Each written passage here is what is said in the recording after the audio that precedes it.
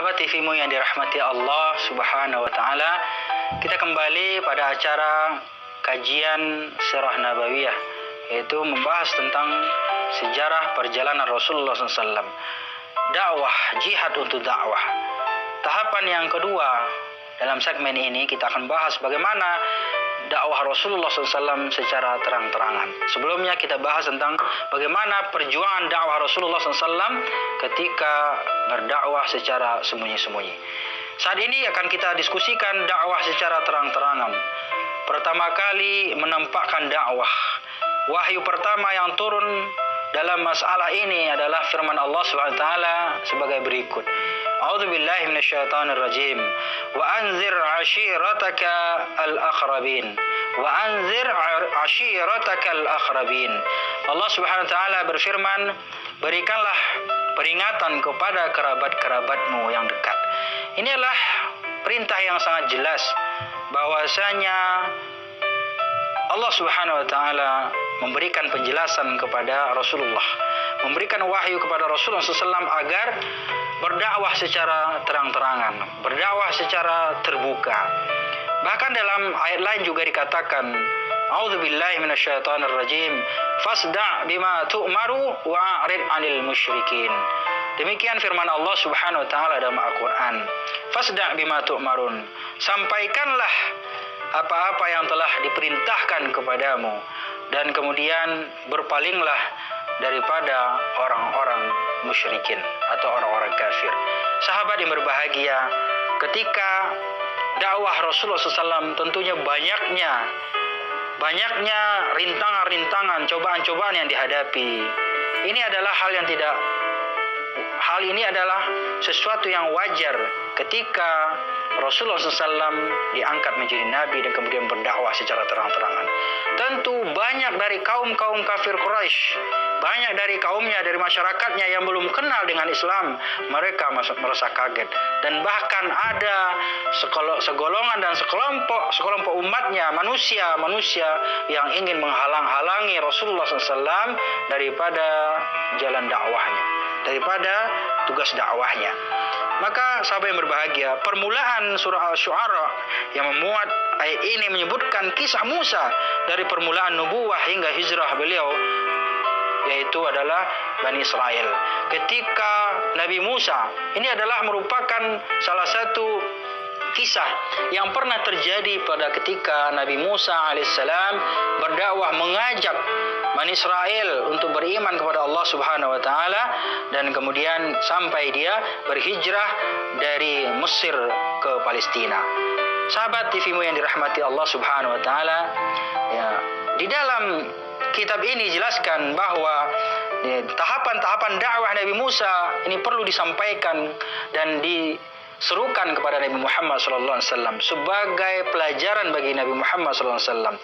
Dan kemudian sebagai contoh, ternyata di dalam dakwah penuh dengan tantangan, penuh dengan onak dan duri, penuh dengan cobaan, halangan dan rintangan. Itu hal yang biasa, karena pernah dialami oleh nabi-nabi sebelumnya. Bahkan ada nabi-nabi sebelumnya yang tidak seberapa orang yang ikut beriman kepadanya, seperti Nabi Nuh misalnya. Sahabat TVmu yang dirahmati Allah Subhanahu wa taala. Kemudian di sisi lain, surat ini juga memuat kesudahan yang dialami orang-orang yang mendustakan para rasul dari kaum Nuh, Samud, Ibrahim, Lut, dan juga Ashabul Aikah, dengan menitikberatkan penyebutan kisah tentang Fir'aun dan kaumnya, agar orang-orang yang mendustakan mengetahui hukum yang bakal diturunkan Allah Subhanahu wa taala jika mereka tetap mendustakan, dan agar orang-orang beriman juga mengetahui kesudahan yang baik bagi mereka yang tidak akan didapatkan oleh orang-orang yang mendustakan nabi-nabinya. Sahabat TVmu yang dirahmati Allah Subhanahu wa taala, Rasulullah SAW menyeru kerabat-kerabat dekat. Langkah pertama yang dilakukan Rasulullah SAW adalah menyeru kepada kaum kerabat ketika datangnya ayat ini. Kemudian kaum kerabat, semua yang ada di sekeliling Nabi, sahabat-sahabatnya, kerabat-kerabatnya, diajak untuk beriman kepada Allah Subhanahu wa taala. Salah satunya adalah Nabi Muhammad sallallahu alaihi wasallam, yaitu mengundang Bani Hashim. Mereka memenuhi undangan ini. Kemudian mereka dari Bani Al-Muttalib bin Abdi Manaf, yaitu ada beberapa orang. Di sini dijelaskan bahwa ada 45 orang yang diundang oleh Rasulullah SAW untuk mengajak beliau, untuk mengajak mereka beriman kepada Allah Subhanahu wa taala. Sebelum beliau berbicara, sebelum Rasulullah SAW menyampaikan risalah Islam, menyampaikan dakwahnya, mengajak umatnya, mengajak kaumnya untuk beriman kepada Allah Subhanahu wa taala, Abu Lahab sudah mendahului angkat bicara. Mereka yang hadir di sini adalah paman-pamanmu. Abu Lahab berkata, mereka ini hadir di sini adalah paman-pamanmu dan anak-anaknya, maka bicaralah jika ingin berbicara dan tidak perlu bersikap kekanak-kanakan. Ketahuilah bahwa tidak ada orang Arab yang berani mengerjitkan dahinya terhadap kaummu. Dengan begitu aku berhak menghukummu. Biarkanlah urusan bani bapakmu. Jika engkau tetap bertahan pada urusan ini, maka itu lebih mudah bagi mereka daripada seluruh Bani Quraisy menerkammu. Sahabat TV yang berbahagia, sebenarnya ungkapan Abu Lahab terhadap Rasulullah SAW menakut-nakuti atas dakwah yang dibawa oleh Rasulullah SAW. Dan ini perkataan atau ungkapan yang sangat panjang yang disampaikan oleh disampaikan oleh Abu Lahab terhadap Rasulullah SAW.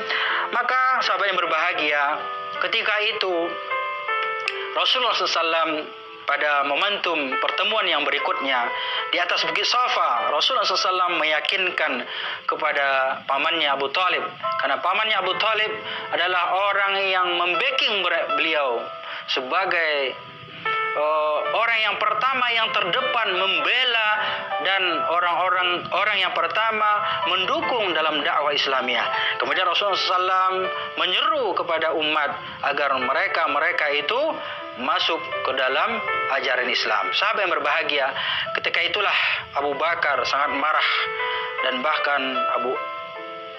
dan ketika itulah Abu Lahab sangat marah ketika banyak di antara kaum-kaumnya atau golongan-golongan daripada keluarga-keluarganya yang mereka itu beriman kepada Rasulullah SAW.